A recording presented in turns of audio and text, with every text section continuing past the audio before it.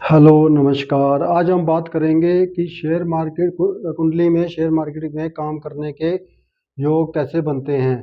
तो अगर share market के बारे में देखें तो ये दुनिया का एक ऐसा प्लेटफॉर्म है जहाँ पे पैसा बहुत तेज़ी से और बहुत बड़ा पैसा बनता है। तो शेयर मार्केट में जितना पैसा बनता है ऐसा प्लेटफॉर्म और कोई नहीं है। लेकिन यहाँ पे रिस्क भी रहता है कि अगर बिना नॉलेज के बिना ज्ञान के अगर कोई शेयर मार्केट में आता है तो उसको लॉस भी होता है।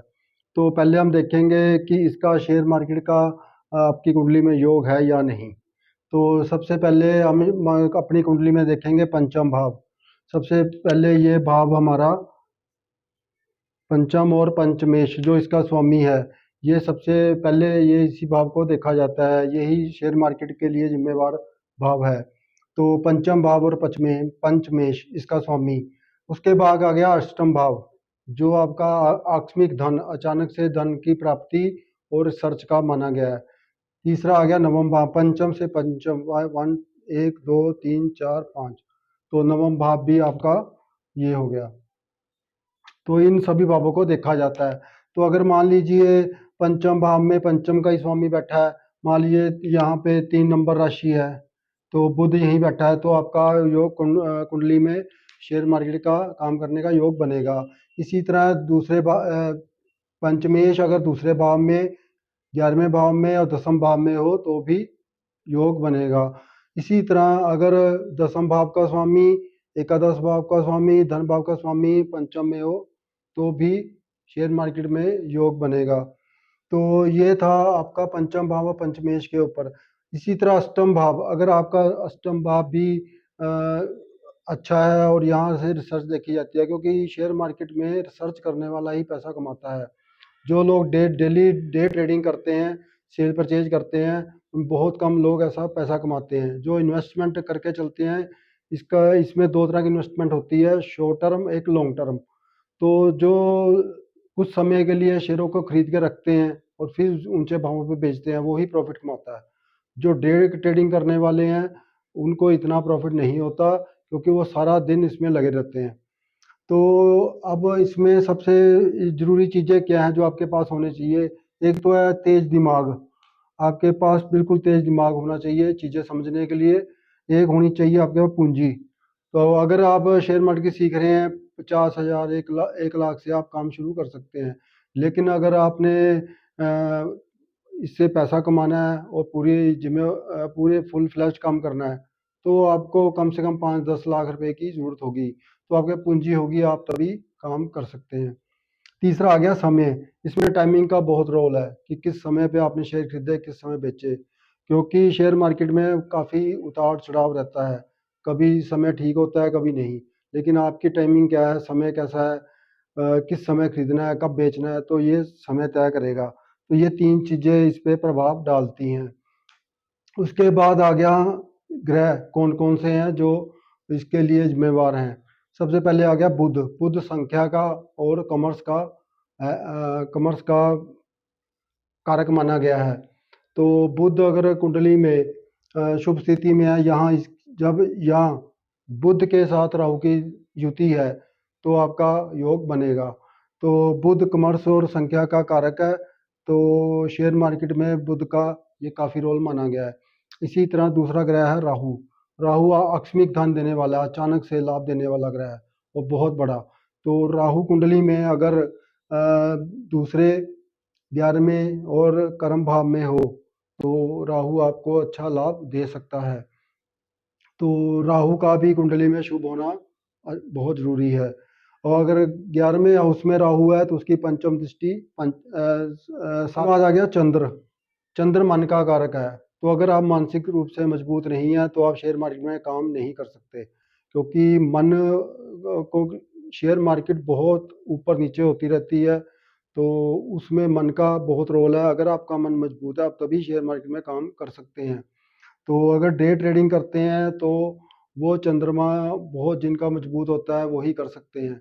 अदरवाइज भी चंद्रमा का बहुत रोल है शेयर मार्केट में, और चंद्रमा मन का कारक है। तो इसमें ये होता है कि मान लो मार्केट नीचे चली गई तो आपको डर लग गया, आपने शेयर बेच दिए, तो इस तरह ऊपर नीचे मार्केट चलती रहती है। तो उसमें अगर चंद्र मजबूत है तभी आप शेयर मार्केट में कामयाब हो सकते हैं। तो अब इसके अंदर ये है कि इसमें आपका अष्टम भाव हो गया आपका रिसर्च का। जब तक आप रिसर्च नहीं करेंगे, अभी कम से कम 5,000 कंपनी BSE और NSE पे लिस्टेड है। तो 5,000 कंपनियों में से कंपनियों को चूज करना कौन सी कम वैल्यूएशन पे ट्रेड कर रही है, तो वो आप रिसर्च से ही करोगे। अगर आप रिसर्च नहीं करोगे आप शेयर मार्केट से पैसा नहीं कमा सकते। तो इसी तरह नवम भाव 1 2 3 4 5 पंचम से पंचम नवम ये हो गया आपका भाग्य भाव। तो अगर आपका भाग्य मजबूत होगा तो आपको शेयर मार्केट में अच्छा लाभ मिलेगा। और इसमें लाभ के कारक क्या है कि अब ये तो आपके योग हो गए कि कुंडली में इन चीजों से योग बनेगा। अब लाभ होगा या हानि, वो अगर शुभ ग्रहों की दृष्टि पंचम भाव पर है तो आपको लाभ होगा। मान लीजिए बृहस्पति यहाँ बैठा है और उसकी 7वीं दृष्टि यहाँ है, शुक्र यहाँ है तो उसकी 7वीं दृष्टि यहाँ है।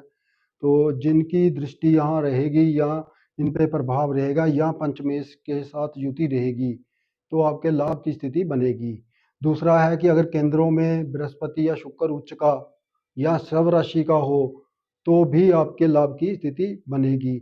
और अगर आपका भाग्येश अच्छे स्थानों में बैठा है, उच्च राशि में है, तो आपको इसमें भाग्य का साथ भी मिलेगा। तो ये था लाभ और हानि का। अब इसमें समय जो तय होता है कि किस समय पे काम ज़्यादा करना चाहिए, कब रोक देना चाहिए, तो आपकी वो महादशा अंतर्दशा निर्धारित करेगी। महादशा अगर शुभ ग्रह की चल रही है, मान लो शनि की है, वो 19 वर्ष का चलता है, तो कोई भी महादशा बहुत लंबी होती है, तो उनमें सभी ग्रहों की अंतर्दशा आएगी। तो जो अंतर्दशा किस ग्रह की आएगी वो अगर उसका इसके महादशा के स्वामी के साथ मित्रता है या शुभ शुभ प्लेस पे बैठा है या शुभ युति में है तो वो समय आपके लिए सबसे अच्छा रहेगा। तो इसमें अंतर्दशा देख लेनी चाहिए। उसके बाद गया गोचर। गोचर का मतलब होता है कि एट प्रेजेंट ग्रह कहाँ चल रहे हैं, जैसे हम राशिफल कहते हैं। चंद्रमा से देखा जाता है कि राहु शनि और बृहस्पति किन किन स्थानों पे चल रहे हैं, शुभ में या अशुभ में। तो अगर ये शुभ स्थिति में चल रहे हैं तो वो आपका साल अच्छा रहेगा शेयर मार्केट में। तो आप गोचर भी देख सकते हैं। तो ये चीज़ें थी जो शेयर मार्केट को प्रभावित करती हैं और शेयर मार्केट में आपको अच्छा खासा मुनाफा दिला सकती हैं। एक सैंपल कुंडली है जो मैंने यहाँ बनाई है किसी की जो अभी शेयर मार्केट में ही काम कर रहे हैं, तो हम इसको देख लेते हैं एक झलक। तो देखो पंचम भाव का स्वामी मंगल दूसरे भाव में बैठा है और मंगल की चौथी दृष्टि 1 2 3 4 अपने ही भाव पे पड़ रही है। तो जब कोई ग्रह की दृष्टि अपने ही भाव पे पड़ती है तो उस पर मजबूती मिलती है। इसी तरह गुरु उच्च का है, यहाँ से 5वीं दृष्टि 1 2 3 4 5 1 2 3 4 5 5वीं दृष्टि पंचम पे आ रही है गुरु की। तो ये भी शुभ स्थिति है, ये लाभ की स्थिति दर्शाता है। और ये नवम भाव का स्वामी होके उच्च का लगन में बैठा हुआ है। तो इसकी नवम 7वीं दृष्टि सप्तम पे और 9वीं दृष्टि भाग्य भाव पे जा रही है। तो इसका मतलब है ये भाग्य पक्ष भी मजबूत हो रहा है इसका। तो यहाँ राहु दशम में है, अगर दशम में राहु हो तो पूरे चांस बनते हैं शेयर मार्केट में काम करने के। तो राहु की और बुध की आपस में युति है। तो इस तरह ये योग आपकी कुंडली में बनते हैं। इस समय ये व्यक्ति अभी शेयर मार्केट में ही काम कर रहा है और लाभ कमा रहा है। तो ये था एक शेयर मार्केट में काम करने के योग। आप भी अपनी कुंडली में देख सकते हैं कि आपका योग शेयर मार्केट में है या नहीं। तो ये आपके भाव, ये ग्रह और ये चीज़ें आपको चाहिए क्योंकि ये सारा दिमाग का खेल है। अगर आपके पास तीव्र बुद्धि है विश्लेषण करने की, एनालिसिस करने की, तभी आप शेयर मार्केट में पैसा कमा सकते हैं। पहले आपको अच्छी खासी नॉलेज होनी चाहिए शेयर मार्केट के बारे में कि शेयर मार्केट में काम कैसे होता है और कैसे मार्केट ऊपर नीचे होती है, तो कैसे इसमें बिहेव करना चाहिए। तो शेयर मार्केट में ज्ञान के बाद आपका लक भी होना चाहिए कुछ साथ में और ग्रह भी आपकी फेवर में होने चाहिए। तो जो समय है वो आपका गोचर और अंतर्दशा तय करेगा कि आपका इस समय जो चल रहा है वो फेवरेबल है काफ़ी आपके।